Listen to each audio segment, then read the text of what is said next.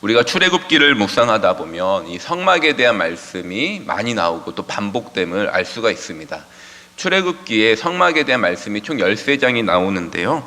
앞에 25장에서 31장 우리가 자세히 다뤘고 또다시 35장부터 40장까지 말씀에서 거의 비슷한 말로 반복되고 있습니다.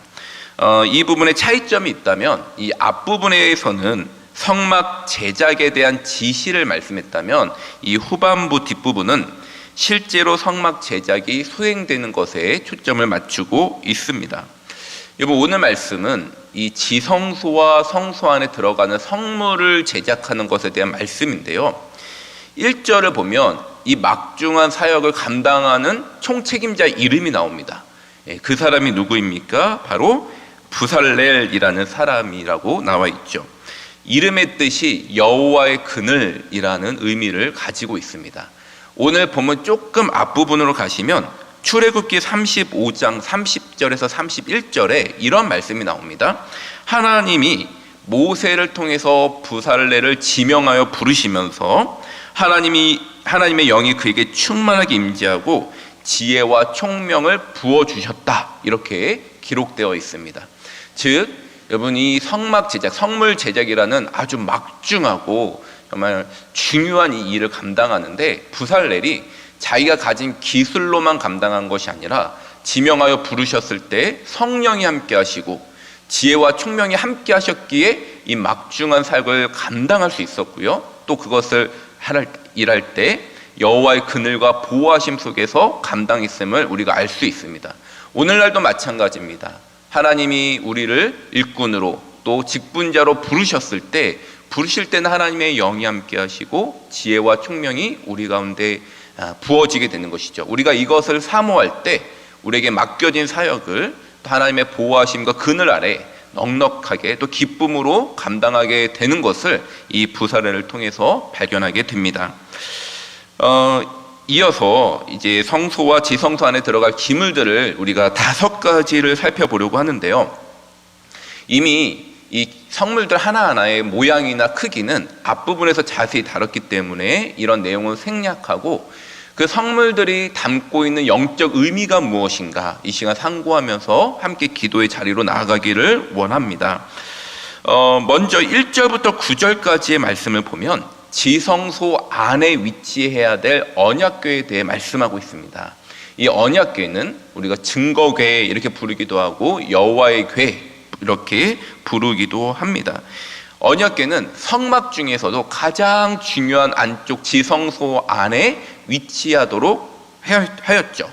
이 언약궤의 영적인 의미는 하나님께서 임재하는 장소라는 의미이고 이 여호와의 언약궤는 이곳에는 대제사장이 1년에 단 한 차례 속죄일에 희생 제물의 피를 가지고 들어갈 수 있었습니다. 언약궤 안에는 여러분들도 잘 아시다시피 만나 항아리 그리고 아론의 쌍난 지팡이, 성경의 2 돌판 이렇게 3가지가 담겨 있습니다. 특히 여기서 이 10계명 2 돌판이 담겨 있다는 것은 하나님과 이스라엘 백성의 관계가 언약의 관계에 있다라는 것을 보여줍니다.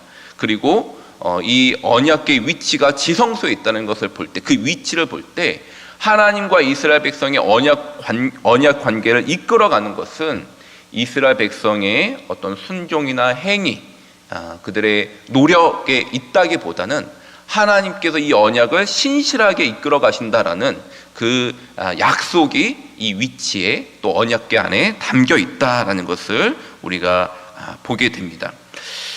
이어서 8절, 6절부터 9절을 보면 언약궤의 덮개, 뚜껑이라고 부를 수 있는 이 속죄소가 그 위에 덮어지게 됩니다.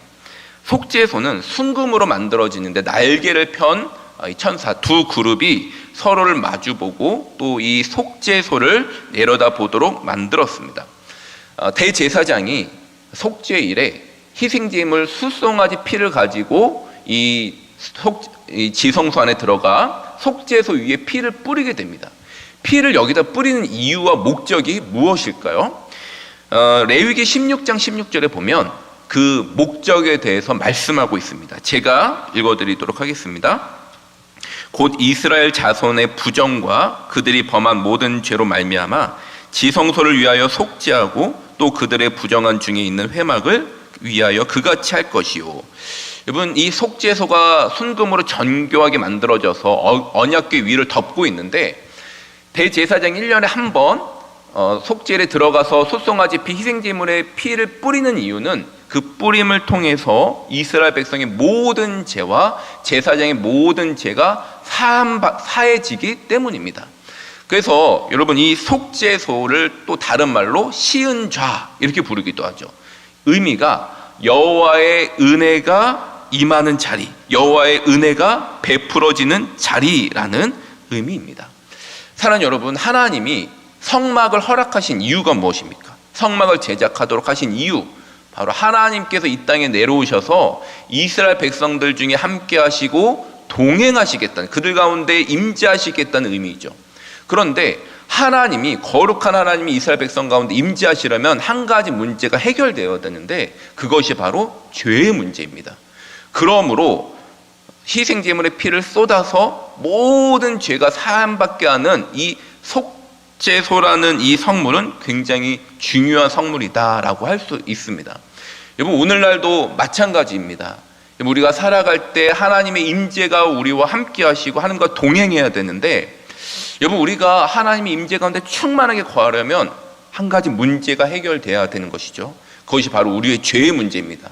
우리가 살아가는 동안 하나님의 임재가 충만하게 느껴지지 않는다, 만약 그렇다면 죄의 문제가 걸려 있을 수 있다는 것이죠. 그런데 여러분, 우리가 그러면 어떻게 우리의 죄가 깨끗이 사함받고 하나님의 임재 가운데 들어갑니까?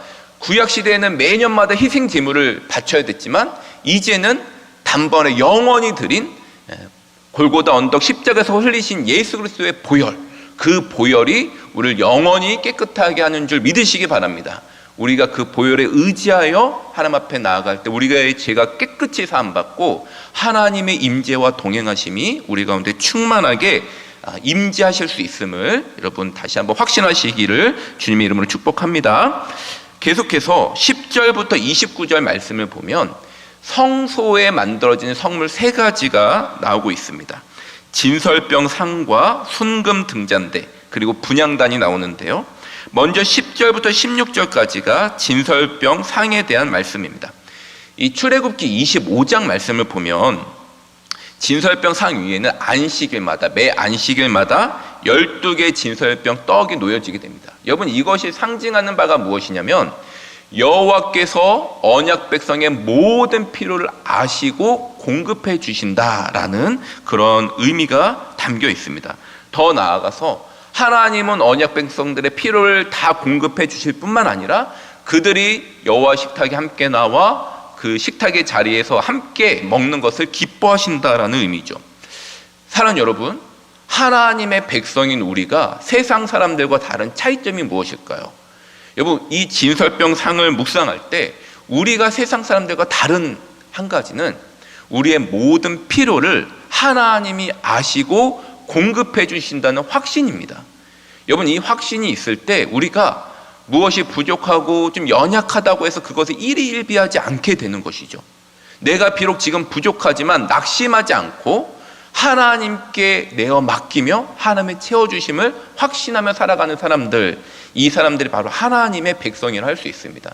물론 인생을 살아갈 때 우리에게 걱정거리가 있고 염려가 있습니다. 그런데 하나님의 사람들은 그곳에 침몰되는 것이 아니라 여호와께서 아시고 이미 나의 필요를 채워주심을 믿기에 그것을 가지고 하나님 앞에 기도할 수 있음을 우리가 이 진설병상을 통해서 묵상할 수 있게 되는 것입니다.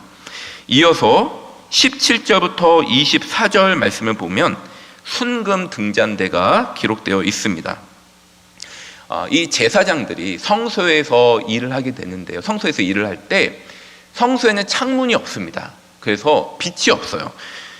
이들이 성소에서 일할 때 유일하게 의지할 수 있는 빛이 바로 이 순금 등잔대이다라고 할 수 있습니다. 이 빛을 의지해서 성소에서 일을 하게 되는 것이죠.